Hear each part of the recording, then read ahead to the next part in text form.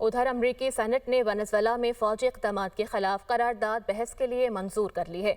खबर एजेंसी के मुताबिक 52 अरकान ने करारदाद के हक जबकि 47 ने मुखालफत में वोट दिया। वेनेजुएला में मजीद फौजी इक़दामात के लिए सदर को कांग्रेस की इजाज़त दरकार होगी। कुछ रिपब्लिकन सेनेटर्स ने भी करारदाद के हक में वोट दिया। सदर ट्रंप की रिपब्लिकन सेनेटर्स पर कड़ी तनकीद। उन्होंने कहा कि अमरीकी दिफा से रोकने के लिए इख्तियारात छीनने वाले शर्म करें। डेमोक्रेट्स का साथ देने वाले रिपब्लिकन को दोबारा मुंतखब नहीं होना चाहिए। उधर अमरीकी सेनेट ने वेनेजुएला में फौजी इक़दामात के खिलाफ करारदाद बहस के लिए मंजूर कर ली है। खबर एजेंसी के मुताबिक 52 अरकान ने करारदाद के हक जबकि 47 ने मुखालफत में वोट दिया। वेनेजुएला में मजीद फौजी इक़दामात के लिए सदर को कांग्रेस की इजाज़त दरकार होगी।